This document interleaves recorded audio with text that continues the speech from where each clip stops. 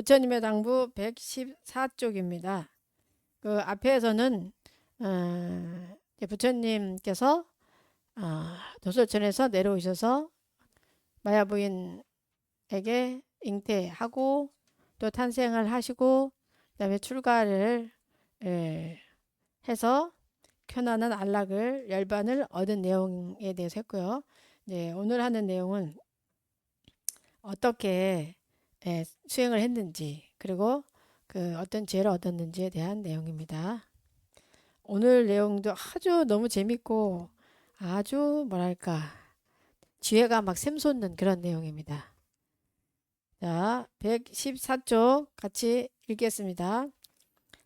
세 가지 지혜. 사자가나가 세종께 여쭈었다. 고타마 존자께서는 지극한 즐거움이 마음을 덮어 오랜 남은 적이 없습니까? 고타마 존자께서는 지극한 고통이 마음을 덮쳐 오래 남은 적이 없습니까? 악기 왜 싸나요? 왜 없겠느냐? 악기 왜 싸나요? 내가 깨닫기 전 아직 깨닫지 못한 보살이었을 때 이런 생각이 들었다. 제가자의 삶은 공연히 시끄럽고 별 재미가 없구나. 출가 수행의 길이 활짝 열려 있다. 반짝이는 소라 껍데기처럼 허물없이 청정하고 성스러운 삶을 여염집에서 살아가는 것은 쉽지 않구나. 머리카락과 수염을 자르고 갈색 가사를 거치고 집을 떠나 출가의 길로 나아가는 것이 좋겠다. 그래서 나는 인생의 절정기에 새까만 머리카락만큼이나 젊음의 기쁨이 충만했지만 어머니 아버지가 눈물 젖은 얼굴로 만류하여도 머리카락과 수염을 자르고 가사를 걸치고 집을 떠나 출가의 길로 나아갔다. 나는 거기에 앉아 생각했다. 이곳이 정진하기에 알맞다. 그때 이전에 돌아보지 못한 세 가지 비유가 저절로 떠올랐다.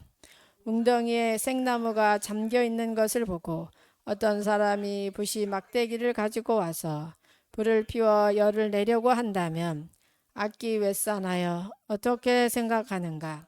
이 사람이 웅덩이에 잠겨 있는 생나무에 부시 막대기를 비벼 불을 피우고 열을 낼 수 있겠는가? 고타마 존자시여, 알 수 없습니다. 그 이유는 젖은 생나무인데다가 웅덩이에 잠겨 있었기 때문입니다. 그 사람은 결국 몸만 피로하고 실망하게 될 것입니다. 악기 왜 싸나요? 몸으로 감각적 쾌락을 멀리하지 않고 마음으로 감각적 쾌락을 향한 욕망, 애착, 심치, 갈망, 열병을 가라앉히기도 완전히 뿌리 뽑지도 못한 수행자들과 브라만들도 마찬가지다. 이들은 고행으로 찢어지는 듯한 극심한 고통을 겪어도 지혜와 눈과 최상의 깨달음을 얻지 못한다. 고행으로 찢어지는 듯한 극심한 고통을 겪지 않아도 지혜와 눈과 최상의 깨달음을 얻지 못한다. 이것이 이전에 들어보지 못했지만 저절로 떠오른 세 가지 비유 중 첫 번째이다. 악기 왜 싸나요? 다시 이전에 들어보지 못한 두 번째 비유가 저절로 떠올랐다. 젖은 생나무가 웅덩이 밖 마른 땅에 놓여 있는 것을 보고 어떤 사람이 부시 막대기를 가지고 와서 불을 피워 열을 내려고 한다면 악기 왜 싸나요? 어떻게 생각하는가? 그 사람이 웅덩이 밖 마른 땅에 놓여 있는 젖은 생나무에 부시 막대기를 비벼서 불을 피우고 낼 수 있겠는가? 고타마 존자시여, 할 수 없습니다. 그 이유는 웅덩이 밖 마른 땅에 놓여 있어도 젖은 생나무이기 때문입니다. 그 사람은 결국 몸만 필요하고 실망하게 될 것입니다. 악기 왜 싸나요? 몸으로는 감각적 쾌락을 멀리하지만 마음으로 감각적 쾌락을 향한 욕망, 애착, 심치, 갈망, 열망을 가라앉히지도 완전히 뿌리 뽑지도 못한 수행자들과 브라만들도 마찬가지다. 이들은 고행으로 찢어지는 듯한 극심한 고통을 겪어도 지혜와 눈과 최상의 깨달음을 얻지 못한다. 고행으로 찢어지는 듯한 극심한 고통을 겪지 않아도 지혜와 눈과 최상의 깨달음을 얻지 못한다. 이것이 이전에 들어보지 못했지만 저절로 떠오른 세 가지 비유 중 두 번째이다. 악기 외산하여 다시 이전에 들어보지 못한 세 번째 비유가 저절로 떠올랐다. 물기 없는 마른 나무가 웅덩이 밖 마른 땅에 놓여 있는 것을 보고 어떤 사람이 부시 막대기를 가지고 와서 불을 피워 열을 내려고 한다면 악기 외산하여 어떻게 생각하는가? 그 사람이 웅덩이 밖 마른 땅에 놓여 있는 물기 없는 마른 나무에 부시 막대기를 비벼서 불을 피우고 보다마 존자시여 할 수 있습니다.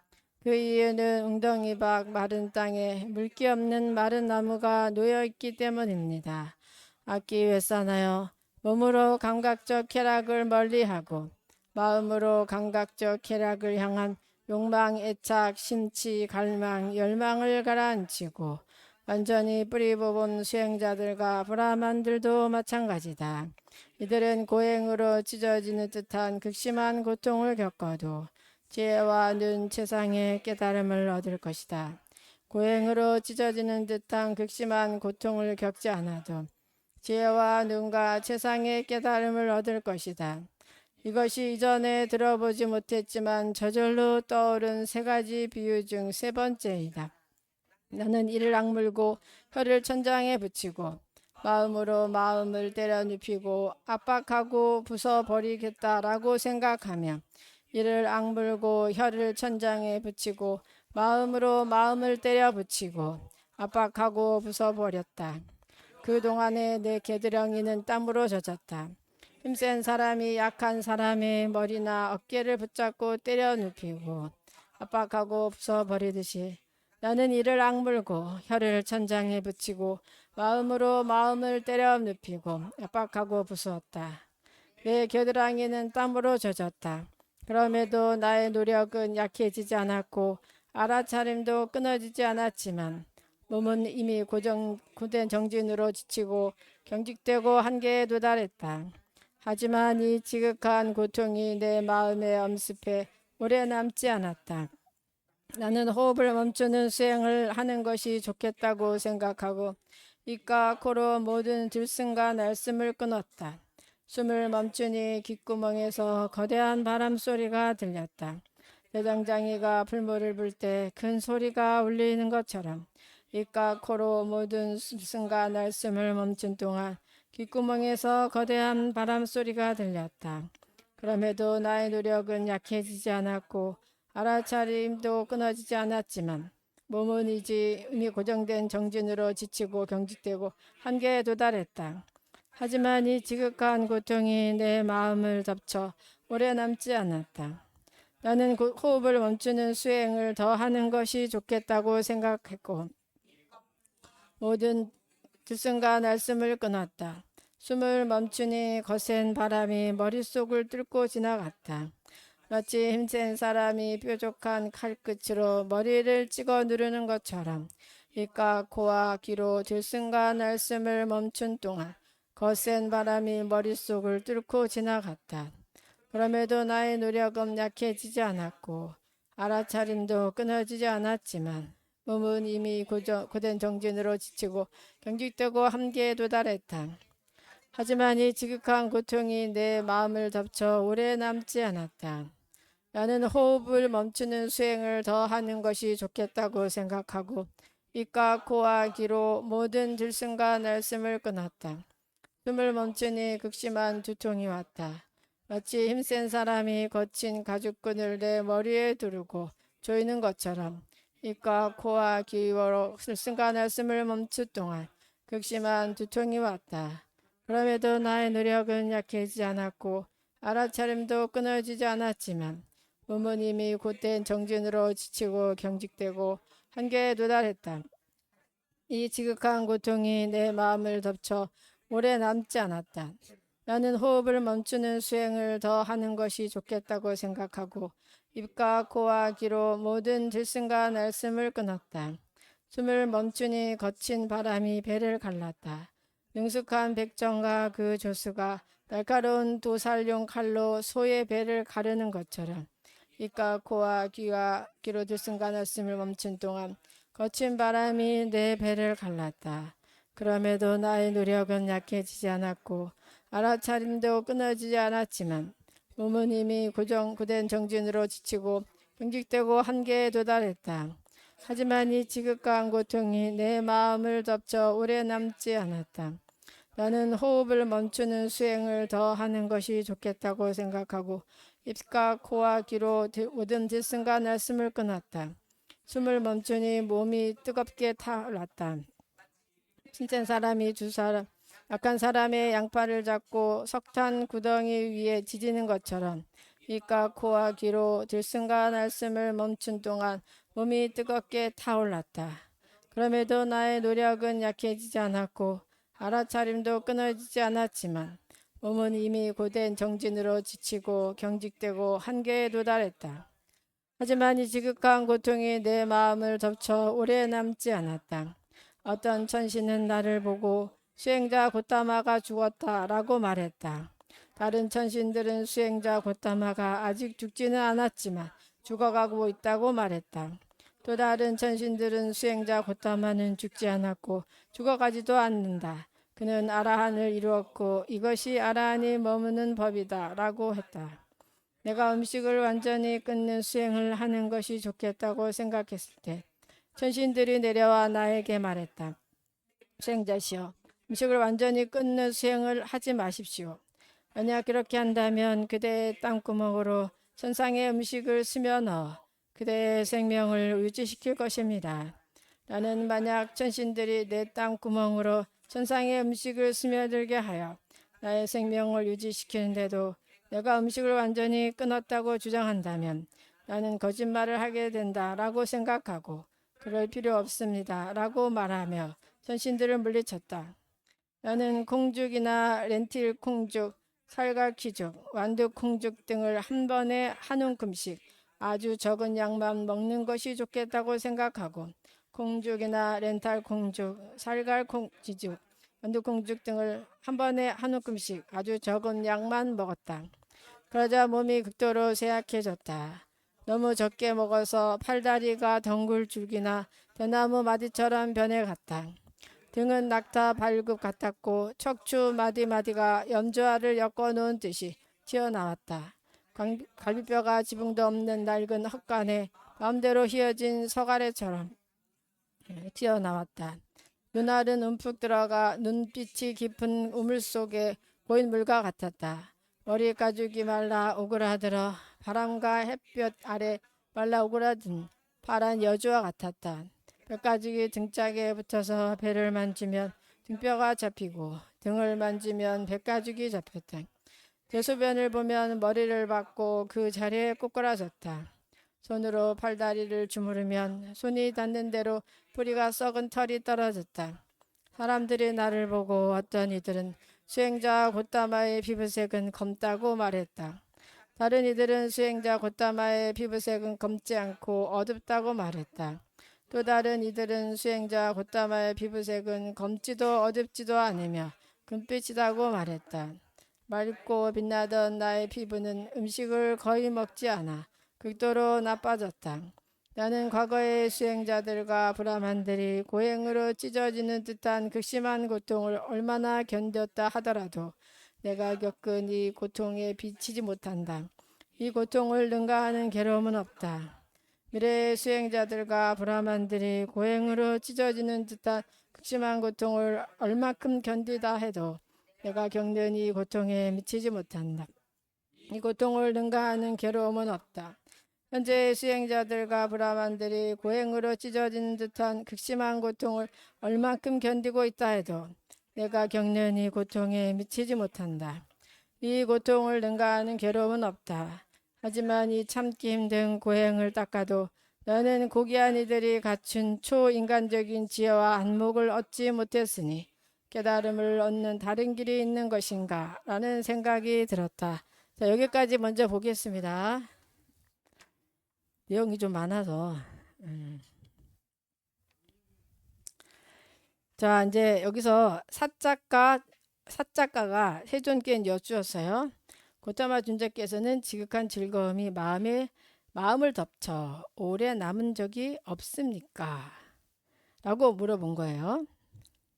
혹은 고타마 준자께서는 지극한 고통이 마음을 덮쳐 오래 남은 적이 없습니까? 이렇게 질문했더니 악기 외잖아요. 왜 없겠느냐 그랬어요.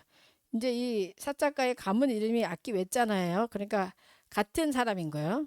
다른 사람이라고 생각하지 말고. 그리고 이제 여기서 이런 생각을 하죠. 내가 깨닫기 전 아직 깨닫지 못한 보살이었을 때 이런 생각이 들었다. 내가 잘 삶은 공연이 시끄럽고 별 재미가 없구나. 여러분들 어때요? 여러분들 삶이 공연이 시끄럽고 별 재미 없습니까? 너무 재밌죠, 여러분들을.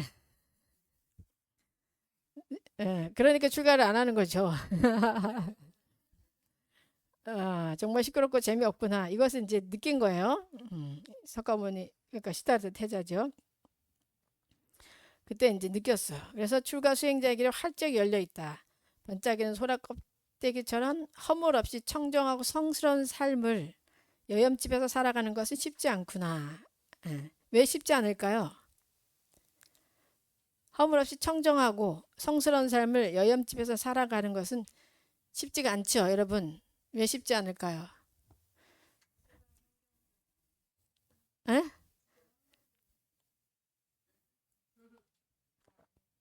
맞아요. 주변 환경 때문에 이게 어렵죠.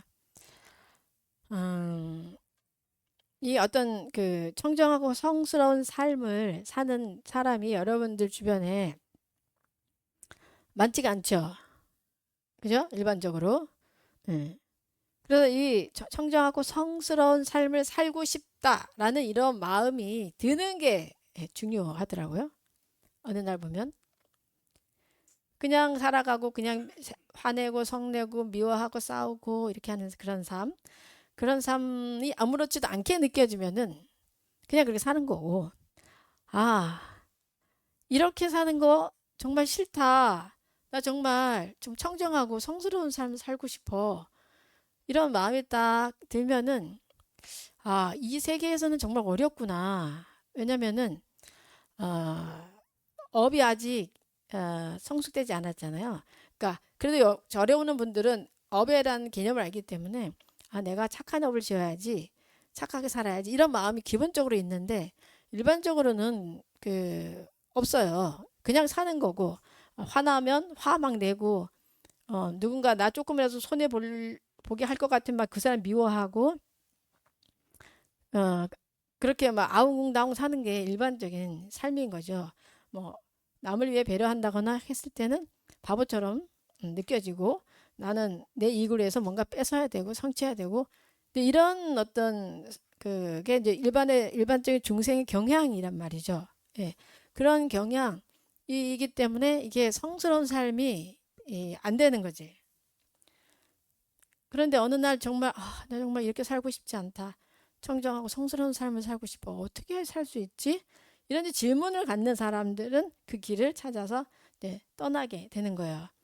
왜냐면 내가 주변에 있는 사람들이 아직 그 수행이 깊지 않으니까 그게 안 되는 거를 보면서 어떻게 하면 이렇게 살 수 있을까라는 생각을 이제 하게 되는 거죠. 그래서 이 여염집에서 그러니까 수행에 대한 개념이 없는 사람들하고 산다는 거는 아주 어려워요. 정말 어려워요. 음.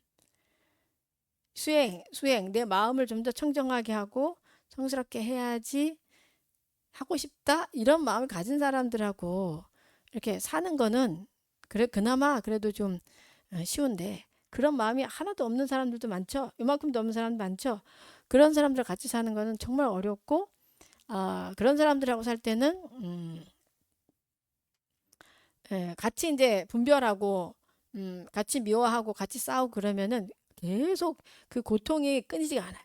그럴 때는 어떻게 해야 되냐면 내가 저들의 어머니다. 이 마음을 가져야 돼요. 관세음보살이다. 내가 관세음보살이다.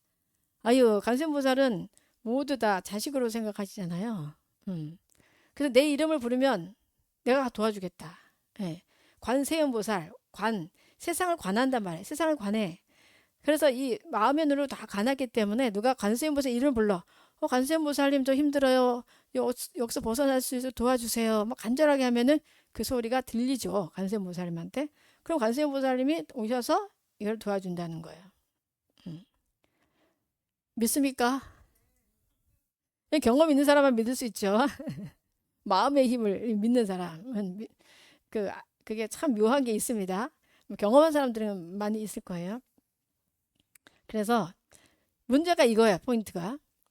그래, 정말 업이 두꺼운 사람들, 자기밖에 모르는 사람들, 짜증만 내는 사람들, 인과대로 생각하지 못하는 사람들하고 내가 살아야 되는데, 그죠? 여러분들은 출가자가 아니니까 어떻게 살아야 되는데 어떻게 살아야 되냐.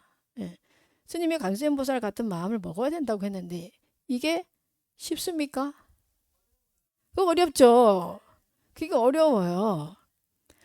사고적으로 생각으로는 그래, 엄마가 나를 사랑하듯이 엄마는 애가 똥을 싸든 뭘 하든, 그죠? 뭐 다 용납해 주잖아요. 아이고 똥 쌌네 이렇게 하지. 너 왜 똥 쌌어? 어? 이 똥 냄새는 왜 쌌어? 하고 막 야단치지 않잖아요. 그죠? 그와 같이 우리가 삶 속에서 어떤 행동을 하든 아이고 그랬구나. 네가 좀 힘들어서 그렇게 하는구나. 이렇게 하는 이런 큰 마음을 가진 그런 사람으로 살기가 참 어려워요. 예. 그렇기 때문에 수행을 해야 되는 거예요. 수행. 그 큰 마음을 길러야 되는 거지. 길러야 돼. 예. 그래서 이제 절에 온다는 게 그 마음을 길러러 오는 거예요. 그 마음을 절에 와서 길러가지고 내 삶에 가서 우리 가족과 행복하게 살려고 절에 오는 거지. 그죠? 그게 진정한 복이지. 갑자기 돈이 뭐 1억이 뚝 떨어지는 것보다 내 마음이 그렇게 자비로워지고 지혜로워져서 내 주변 사람들을 편안하게 해주고, 그죠? 힘들지 않게 해주는 거. 이게 가장 큰 값이라고도 볼 수가 있죠. 그래서 정말 이제 그 시다르 태자는 딱 알은 거야. 이거 살아가는 게 쉽지 않구나. 그래서 머리카락과 수염을 자르고 갈색 가사를 거치고 집을 떠나 출가의 길로 나가는 것이 좋겠다. 결정을 한 거예요. 야, 이 사람들을 보니 이렇게 청정하게 사는 사람이 별로 없고 내가 배울 수 있는 사람이 별로 없으니까 내가 출가의 자의 길을 떠나야 되겠다 하고서 이제 떠났을 때 그때 이제 아버지 어머니가 눈물 젖은 얼굴로 막 만류했어요. 그래서 그래도 머리카락과 수염을 자르고 갈색 가사를 걸치고 집을 떠나 출가의 길을 길로 나아갔다. 나는 거기 앉아서 생각했다. 이곳이 정진하기에 참 알맞다. 근데 이제 숲속으로 갔죠. 숲속으로 가서 여기 정진하기 좋겠구나 하고서 이제 정진을 시작을 했는데 그때 이제 그때 이전엔 들어보지 못한 세 가지 비유가 저절로 떠올랐어요. 이 전생부터 딱 끝이었으니까 이런 비유가 떠올랐겠죠. 웅덩이에 생나무가 잠겨 있는 것을 보고 어떤 사람이 붓이 막대기를 가지고 와서 불을 피워 열을 내려고 한다면 어떻게 생각하느냐? 이 열을 낼 수 있겠느냐? 해서요. 열을 낼 수 있어요? 없죠. 왜냐? 생나무인데다가 웅덩이에 잠겨 있는 거야. 생나무인데다가 물에 잠겨 있어.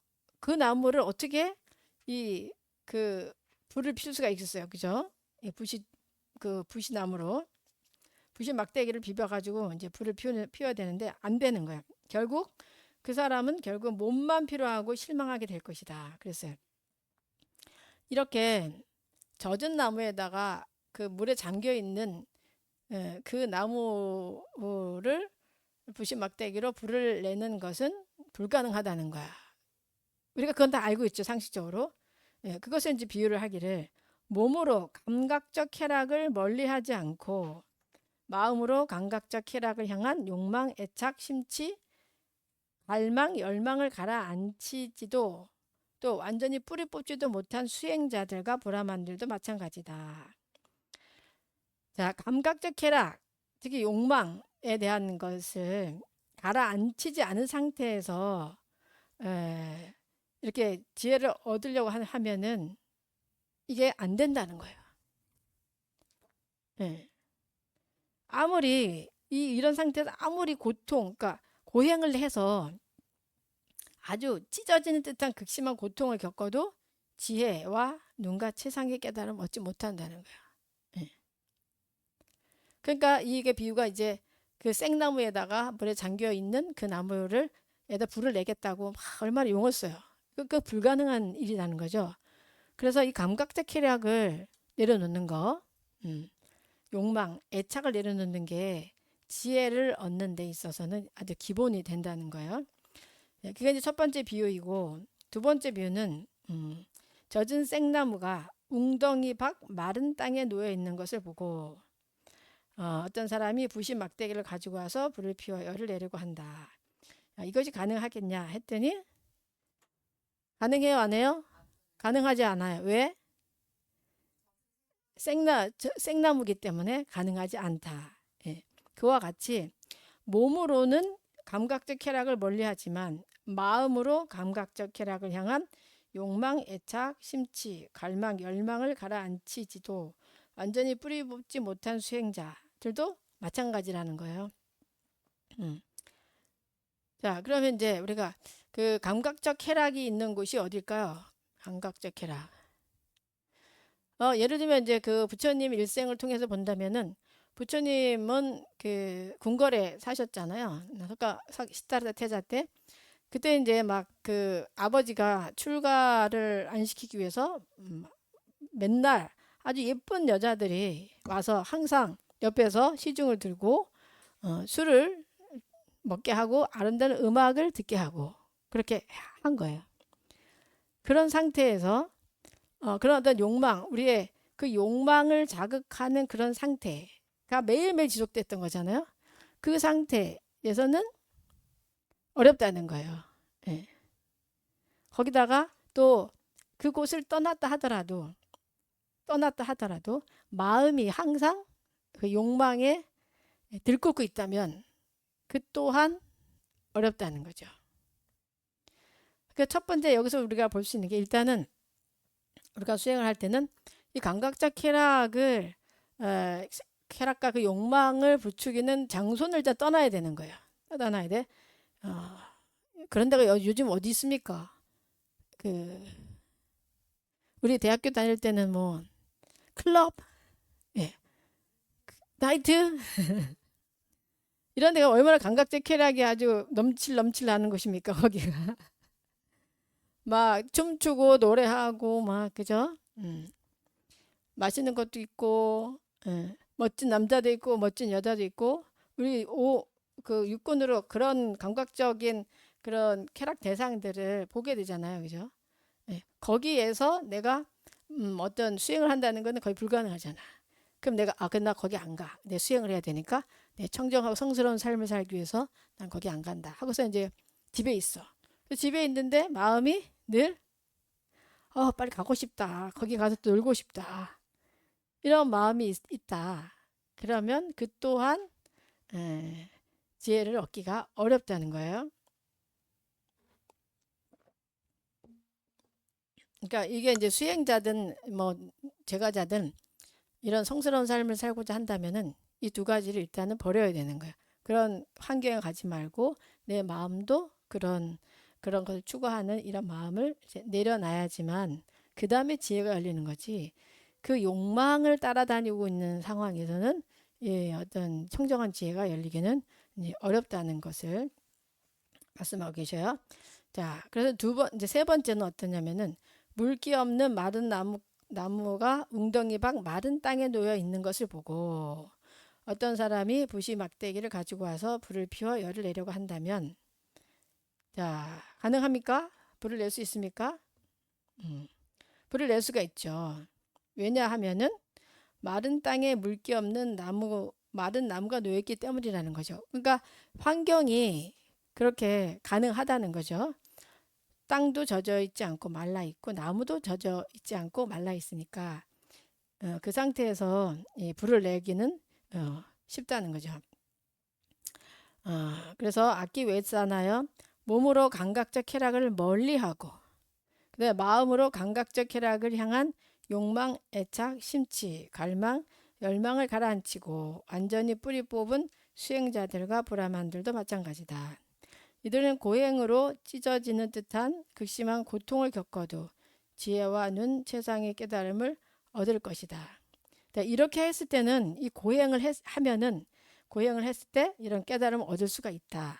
혹은 또 고행으로 찢어지는 듯한 극심한 고통을 겪지 않아도 지혜와 눈과 세상의 깨달음을 얻을 것이다.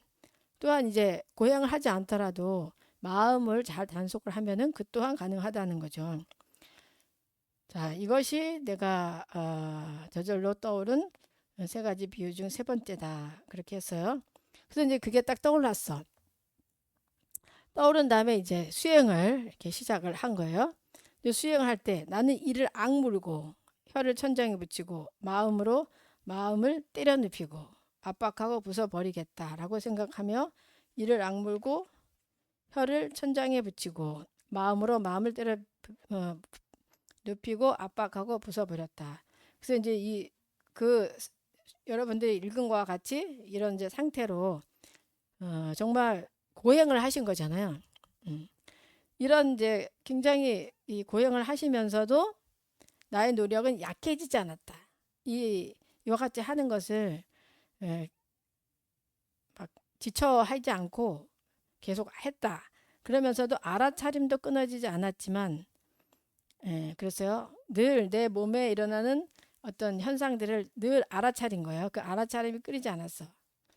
그렇지만 몸은 이미 고된 정진으로 지치고 경직되고 한계에 도달했다. 하지만 이 지극한 고통이 내 마음에 엄습해 오래 남지 않았다. 이게 굉장히 중요한 부분이죠. 정말 힘들게 수행을 하셨는데 고통이 몰려오는데 그 고통을 내가 오랫동안 간직하고 있는 게 아니에요. 그 고통이 내 마음에 힘들다 하지만 그냥 힘들다 한번 올 뿐이지 그대로 다시 그 고통을 내가 알아차림을 하니까 그 알아차림을 통해서 고통이 계속 내려진 그런 모습이에요. 자, 그 다음에는 이제 어떤 생각을 했냐면 나는 호흡을 멈추는 수행을 하는 것이 좋겠다고 생각했어요. 그 호흡을 멈췄어. 호흡을 멈췄더니 귓구멍에서 거대한 바람 소리가 들렸어요. 그럴 때 굉장히 고통스러웠죠. 하지만 이 지극한 고통 또한 내 마음을 덮쳐 오래 남지 않았어요. 사실 이 부처님의 이 수행은 여러분들이 따라하면 좀 안 될 것 같아요. 숨을 들 순간 날숨을 멈추는 이 경지까지 야 부처님이 이렇게 하셨으니까 나도 해봐야지 그러면 이제 안 될 것 같고요. 이 부처님은 우리 앞에서 봤잖아요. 그 두 스승을 찾아갔잖아요. 그 두 스승이 누구였죠? 알라라 깔라마와 우타깔라마부타 스승을 찾아가서 벌써 이 경지가 벌써 무색계까지 간 거예요. 무색계. 비상비비상처 전까지 간 상태에서 이런 수행을 하셨기 때문에 이게 가능하지만 여러분들이 그 상태가 안 된 상태에서 호흡을 갑자기 멈추고 그래 나도 이 고행을 하자 이렇게 용기를 내는 사람도 없어 보이지만 이제 함부로 하시면 좀 안 되는 부분입니다. 그래서 이제 그 다음에는 그 다음에 또 이제 22 또 나는 호흡을 멈춘 수행을 더 하는 것이 좋겠다. 그래서 멈추는 거를 처음에 했더니 이제 거대한 바람 소리가 귓구멍에서 나는 그런 고통 겪었고 그 다음에는 더 해야 되겠다 하고 더 했더니 거센 바람이 머릿속을 뚫고 지나갔어요. 이걸 어떻게 견디겠어요? 그런데 마치 힘센 사람이 뾰족한 칼끝으로 머리를 찍어 누르는 것처럼 너무 고통스럽죠. 거센 바람이 머릿속을 뚫고 지나갔다. 그래도 나의 노력은 약해지지 않고 알아차림도 끊어지지 않았지만 몸은 이미 고된 정진으로 지치고 경직되고 한계에 도달했다. 근데 여기서 포인트는 이 지극한 고통이 내 마음을 덮쳐 오래 남지 않았다. 예. 이게 사실 오래 남지 않으려면은 그 오온이 공함을 어느 정도 봐야지 이게 오래 남지 않지. 오온이 나인 줄 안다면은 내가 무너질까봐 막 두려움이 몰려오겠죠. 자, 그다음에 호흡 멈춘 수행을 또 더 하면 좋겠다. 해서 또 하셨더니 이번에는 아주 극심한 두통이 왔어요. 하지만 그 고통이 왔지만 이 고통 또한 마음을 덮어 오래 남지 않았어요. 자, 그 다음에 이제 또 호흡 수행을 더 하는 것이 좋겠다. 또 생각을 해가지고 이제 또 했는데 이번에는 숨을 멈추니까 거친 바람이 배를 갈랐어, 배. 아까는 머리를 뚫었잖아요, 그죠? 찌르듯이. 예. 이번에는 밑으로 배를 갈랐어. 능숙한 백정과 그 조수가 날카로운 도살용 칼로 소의 배를 가르는 것처럼 거친 바람이 내 배를 갈랐다. 그래도 그 노력이 약해지지 않았고 알아차림도 끊이지 않았다. 여기서 포인트는 우리가 할 때 노력을 여러분들이 무엇을 하든 끝까지 해야 된다는 거예요. 수행할 때는 하되 근데 중요한 건 알아차려야 된다는 거. 알아차림이 중요한 거예요. 여기서 알아차림. 그 내가 화를 낼 때 화를 내는 것을 알아차리는 것과 화를 내는 것을 알아차리지 않고 화를 내는 것은 너무너무 다르죠. 내가 알아차리면은 그 화에서 벗어날 수가 있는데 알아차리지 못하면은 계속 반복적으로 그 일이 진행이 될 수 있죠. 자, 그 다음에 또 다시 호흡 멈추는 수행을 더 하는 게 좋겠다 하고 이제 했던 이번에는 어떤 증상이 나타났냐. 몸이 뜨겁게 타올랐어요. 어떤 상황이었냐면 힘센 사람 2명이 약한 사람이 양팔을 잡고 석탄 구덩이 위에 지지는 것처럼 어우 무서워 그죠? 그렇게 몸이 뜨겁게 타올랐어요.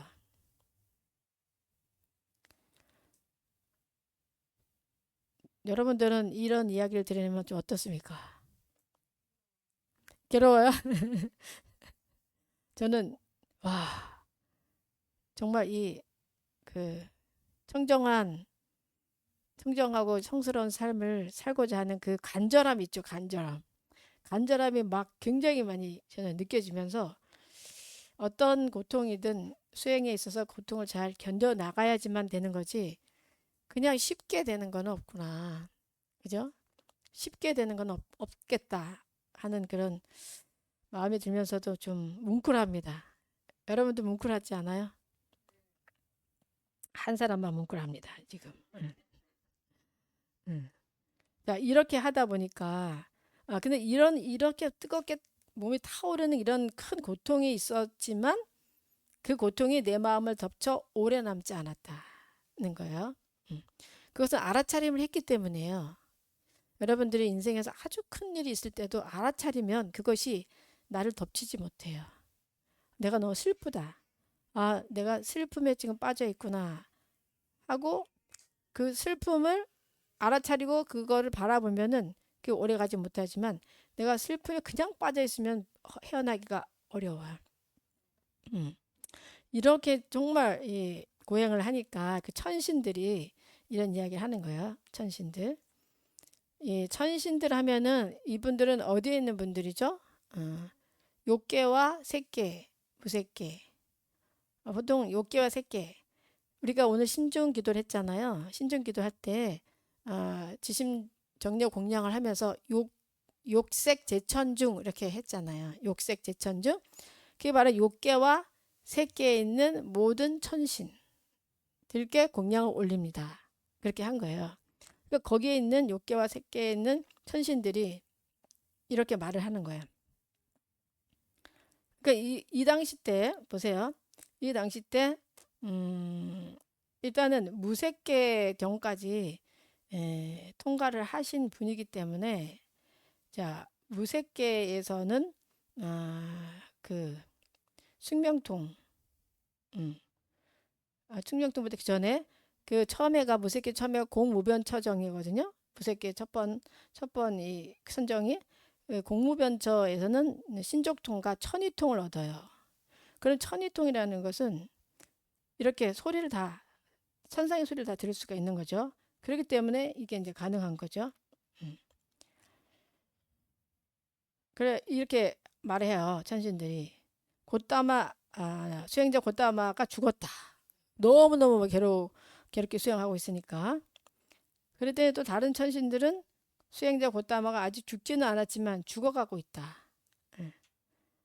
또 다른 천신들은 수행자 곶다마는 죽지 않았고 죽어가지도 않는다. 그는 아라한을 이루었고 이것이 아라한이 머무는 법이다. 라고 이렇게 말했어요. 천신마다 보는 시각이 좀 다른 거죠. 어느 상태의 천신 수행 단계가 어느 단계냐에 따라서 그 보는 시각이 다른 거죠. 자, 아라한을 이룬다는 것은 모든 그 번뇌를 다 끊는 그 상태가 되죠. 자, 그래서 이런 이제 상태가 됐는데 어떻게 다시 이제 생각을 하냐면은 내가 음식을 완전히 끊는 수행을 하는 것이 좋겠다고 생각했어요.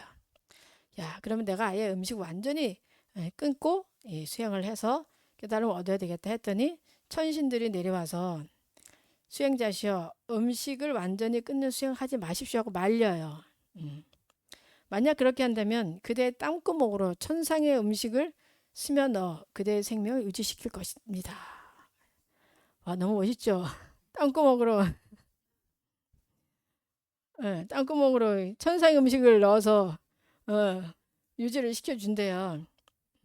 그랬더니 만약 천신들이 내 땅구멍으로 천상의 음식을 스며들게 하여 나의 생명을 유지시키는데도 내가 음식을 완전히 끊었다고 주장한다면 나는 거짓말을 하게 된다.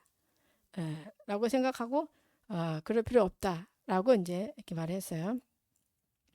그 다음에 이제는 이제 이 콩죽, 렌탈 콩죽, 사갈기국, 키죽, 사갈키죽, 완두콩죽을 아주 소량 조금만 이제 먹고 이제 수행을 했는데 조금 먹고 했는데 아주 몸이 극도로 이제 쇠약해졌어요. 이 상태가 나오잖아요. 너무 적게 먹어서 팔다리가 덩굴줄기나 대나무 마디처럼 변해갔다. 너무 적게 먹으니까. 등은 낙타 발굽 같았고 척추 마디마디가 염주알 엮어 놓은 듯이 튀어나왔다. 여러분들 척추가 어느 정도 튀어나왔습니까? 하나도 안 튀어나왔죠? 갈비뼈가 지붕도 없는 낡은 헛간의 마음대로 휘어진 석가래처럼 앙상하게 튀어나왔어요. 여러분들 부처님 고행상 혹시 보셨어요? 완전히 갈비뼈가 다 튀어나왔고 눈은 또 쏙 들어가가지고 눈빛이 깊은 우물 속에 고인 물과 같았어요. 그리고 머리 가죽이 말라 오그라들어서 바람과 햇빛 아래 말라 오그라든 파란 여주와 같았고 배가죽이 등짝에 붙었어. 배를 만지면 어디가 만져지냐? 등뼈가 잡히고 등을 만지면 배가죽이 잡혔어요. 대소변을 보면 머리를 박고 그 자리에 바로 꼬꾸라졌다. 손으로 팔다리를 주무르면 손이 닿는 대로 뿌리가 썩은 털이 떨어졌다. 자, 그렇게 이제 해가지고 이 피부가 음식을 거의 먹지 않아 극도로 나빠졌어요. 그래서 여기 이제 그 121쪽 그 30번째 보면 이 고행이 얼마나 극심하게 이제 했는지 나는 과거에 수행자들과 브라만들이 고행으로 찢어지는 듯한 극심한 고통을 얼마큼 견뎠다 하더라도 내가 겪은 이 고통에 미치지 못한다. 이 고통을 능가하는 고통은 없다. 미래의 수행자들과 브라만들이 고통으로 찢어지는 듯한 극심한 고통을 얼마큼 견딘다 해도 내가 겪은 이 고통에 미치지 못한다. 이 고통을 능가하는 괴로움은 없다. 현재의 수행자들과 브라만들이 고행으로 찢어지는 듯한 극심한 고통을 얼마큼 견디다 해도 내가 겪는 이 고통에 미치지 못한다. 이 고통을 능가하는 괴로움은 없다고 했어요. 하지만 이 참기 힘든 고통을 닦아도 나는 고귀한 이들이 갖춘 초인간적인 지혜와 안목을 얻지 못했으니 깨달음을 얻는 다른 길이 있는 것인가 라는 생각이 들었다. 예. 이렇게 고행을 했는데도 그 깨달음을 고귀한 그 깨달음을 지혜와 안목을 갖추지 못했다라고 이제 스스로 이렇게 느끼셨어요. 그래서 이제 그 다음 이야기가 이제 쭉 그래서 이제 음식을 조금 드시게 되는 거죠. 그래서 이제 중도가 이렇게 나오게 되는데 그것은 시간이 지금 거의 다 됐죠. 예. 예. 이렇게 결국은 이런 고통을 통한 이 고행으로는 어느 정도 경지까지는 가지만 완전한 깨달음은 얻기가 좀 어렵다는 것까지 우리가 오늘 공부를 하게 됐어요. 그래서 다음 주에는 이제 또 깨달은 세 가지 기회를 완전히 깨달음으로써 이제 얻게 되시는데 우리가 오늘 이 강의를 통해서 이 내용을 통해서 알아야 되는 내용은 뭡니까? 여러분들 뭐가 중요한 것 같아요?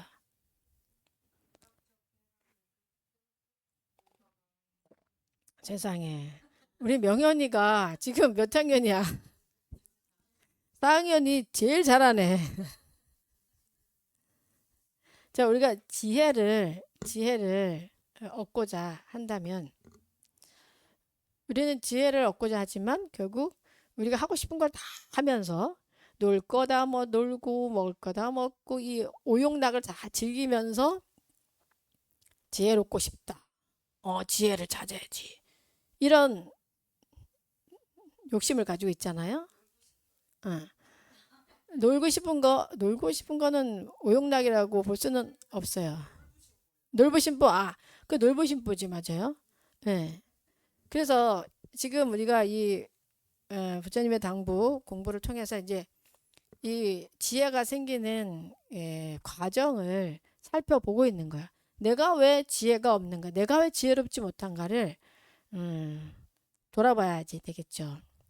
일단 감각적 쾌락을 다 즐기면서 오용락을 다 즐기면서 어떤 이 완전한 지혜를 얻고자 한다는 것은 불가능하다.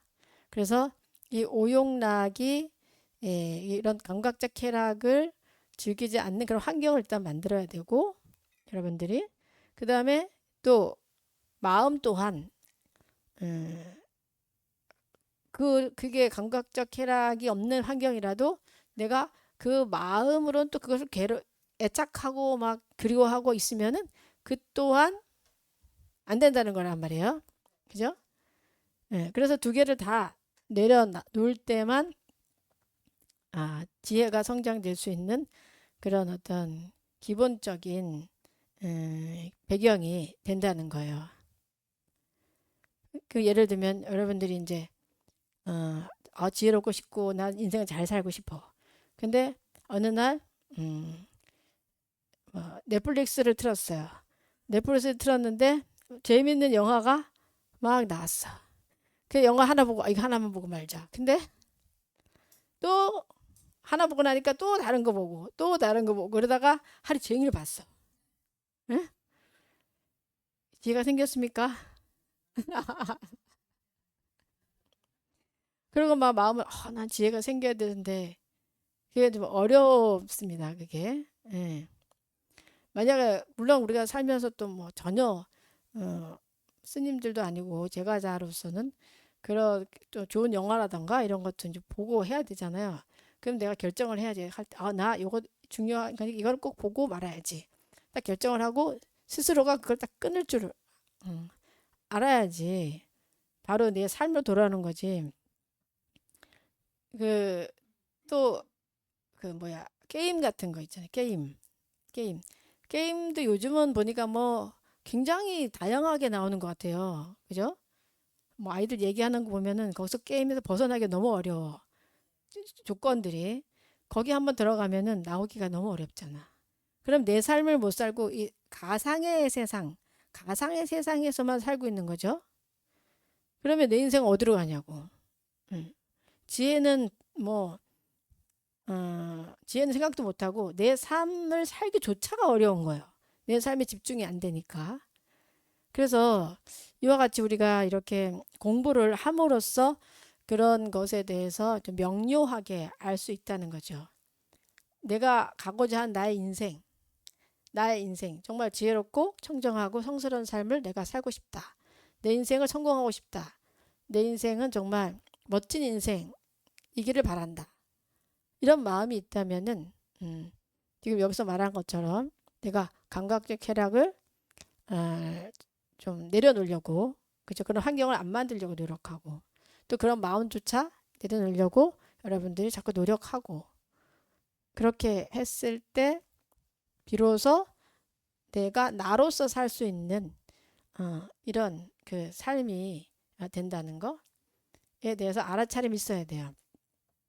근데 요즘은 제가 봤을 때는 옛날보다도 수행하기가 더 어려운 것 같아요. 네. 왜냐면 여기 이제 핸드폰이 있으면 핸드폰 손 안에 있는 감각적 쾌락이 손 안에 있어요.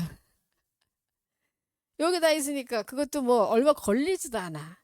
옛날에는 그 핸드폰이 없을 때는 걸어가야 되고 뭐 어디 가야 되니까 그죠? 영화관도 가야 되고 클럽도 걸어 가야 되고 하니까 시간이 걸려가지고 또 바쁘면 안 가고 뭐 하다 보면 이게 자동으로 차단이 됐는데 요즘은 이 속에 작은 핸드폰 속에 안에 다 있잖아요. 여러분들 좋아하는 게 다 있잖아요. 쾌락이. 근데 이거 손을 한 번 터치만 하면 걸리는데 얼마 걸려? 이게 1초도 안 걸려. 거기 들어가는데. 그래서 굉장히 여러분들이 많이 노출이 돼 있기 때문에 좀 내 마음을 찾고 참 마음을 찾고 지혜롭게 살기가 어, 더 어려운 환경인 것 같아요.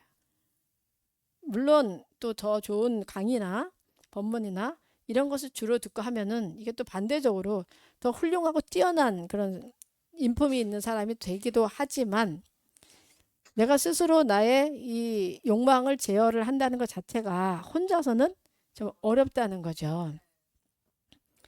그래서 일단 지금의 우리의 상황을 우리가 명확하게 알고 있어야 돼. 우리가 많이 지금 노출되어 있다. 바로 옛날에 감각적 쾌락의 장소가 저만큼 있었다면 한 뭐 어느 정도 있었을까요? 한 1m? 1m보다 한 10m에 있었다면 지금은 바로 이 코앞에 1m 코앞에 손가락 끝에 바로 1cm 좀 안 되는 0.1cm와 가까이 있다는 거죠. 그래서 아차 하다 보면은 우리가 나의 인생을 망쳐버릴 수가 있는 거예요.